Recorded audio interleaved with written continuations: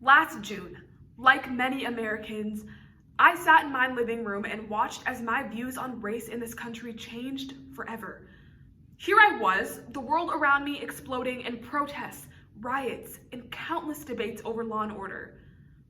When right there, unfolding on my little television, was hope. Black and white coming together, bridging their differences, acknowledging their histories, and striving to make the world a better place. And that's when it hit me. What a terrible time for Netflix to release The Help. But that's exactly what they did. On June 1st, 2020, amidst a worldwide pandemic and a nationwide crisis on race relations, Netflix bought the rights to one of the most problematic movies made on race in the modern era. And within the first 24 hours, it was already the #1 streaming film. America ate that up faster than a plate of Minnie Jackson's buttermilk biscuits. And somehow, I wasn't surprised. And neither was Insider Magazine, which noted on June 8th, 2020, that for a country confronted with a racial reckoning, The Help provided the perfect solution. A feel-good story where the white characters could save the black characters from decades of trauma, all by being nice to them. Here's your Oscar. And yet, flaws aside, the film highlights a very important problem. America loves black stories, but only when it comes to our trauma.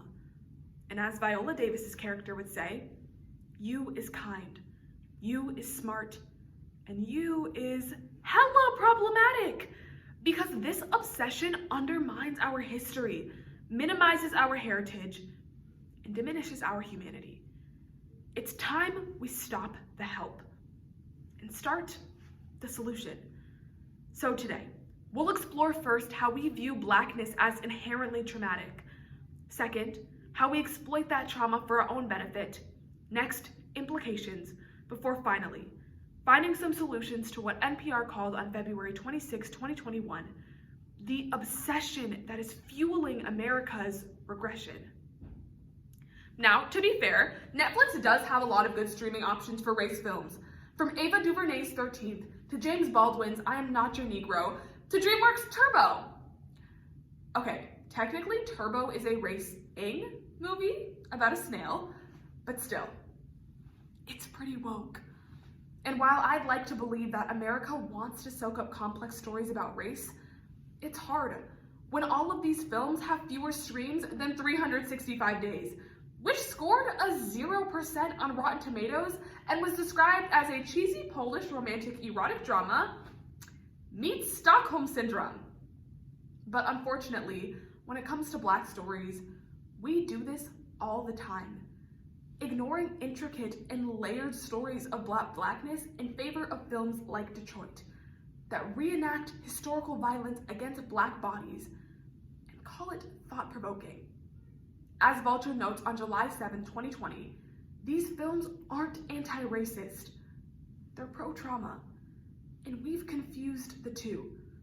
As black pain has become the backdrop for political unrest in America, white audiences, some for the first time ever, are attempting to educate themselves on race, which is great, but instead of reading black academia or watching speeches given by black revolutionaries, audiences instead are turning to film and TV. But too often, this medium relies on narratives that depict black people as subordinate in pain. Instead of consuming stories of black joy, we instead consume joy in watching movies about slavery or police violence or domestic maids and call it education. As Vox notes on July 7th, 2020, this has created a white gaze obsessed with black trauma. So much so that when asked to identify one word they associate with each race, 60% of Americans cited slavery with blackness. With whiteness, power. And the impacts of that are devastating. Telling white people that our trauma is all that matters, and telling black people that our validity is defined by violence. Now, after I got over my feud with Netflix, I decided to hop on over to Hulu to see what options they had for race films. Turns out, I don't have a Hulu account. See, Black people have problems other than racism. But when we're constantly reminded of our association with trauma, it's hard to feel like we're allowed to. As TSU business professor Anneteke Adoga puts it, being Black in America feels like you have a weighted blanket permanently attached to you. Everywhere you go, you're constantly reminded of just how heavy your Blackness is.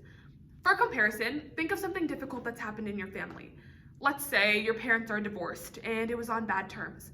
Most days you think of it a few times, and then you live your life.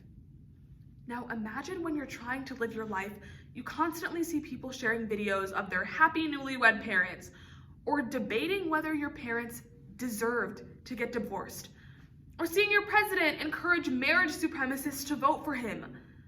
When we're surrounded by reminders of our worst moments, it's impossible to separate the traumatic from the Blackness.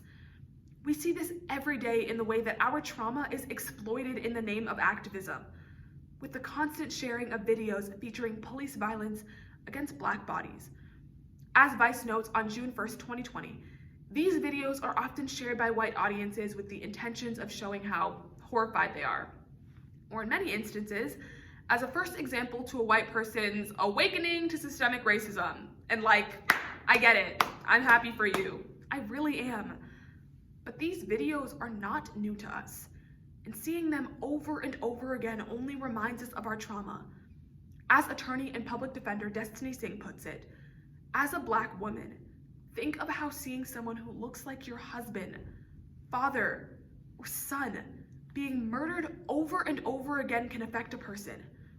This phenomenon has become so popular in America that it's earned a nickname: trauma porn.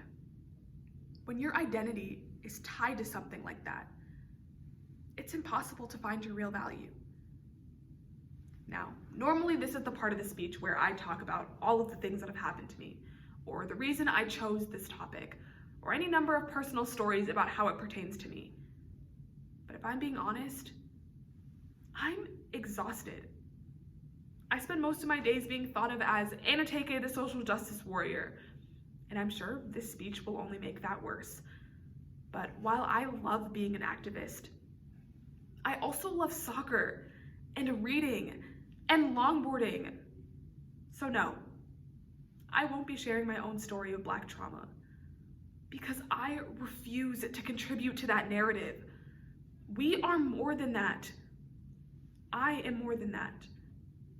So instead, 2 months ago, I was elected Lieutenant Governor of Youth and Government for the state of Minnesota. I'm the first Black woman to ever hold this position. That story has nothing to do with trauma. And that's the point. We need more narratives about Blackness that aren't tied to our trauma. And it starts right here in this activity. Consider the impacts of having your Black students perform pieces on racial profiling, race-based violence, or any number of issues related to the intersection between our complex lives and our color. Don't assume that because a student is Black, they automatically want to perform something on race. The same way that we don't assume that because a student is white, they want to perform something on baseball. I don't know what y'all like. And for those who do choose to perform these pieces, consider adding a warning prior to beginning so you aren't re-traumatizing your audience. I'm not saying that we, as high schoolers, shouldn't explore these issues. We should, but we also have a responsibility to do it in a way that honors the victims of Black trauma, not uses them as vehicles, or worse, excuses. Next, we must shed the label of trauma from the look of our skin. Blackness is not synonymous with struggle. We can do this by actively recognizing that Black people are people with dreams, aspirations, ideas, and problems just like everyone else. We shouldn't have to see these events unfold in order to believe that they're happening. And we shouldn't need to dehumanize the victims in order to show that they're human. It's an ironic truth for a problem as systemic as Black trauma, but many of the solutions are things that we can enact every day, and small efforts go a long way. On September 13th, 2018, 7 years after the Help's theatrical release, Oscar winner Viola Davis told the New York Times that the film was one of her biggest regrets. It's time we stop telling stories of trauma and pain and start telling ones of joy, hope, and happiness. Perhaps then we can finally move towards a Blackness that isn't centered on strife. And that's one story I would want to watch.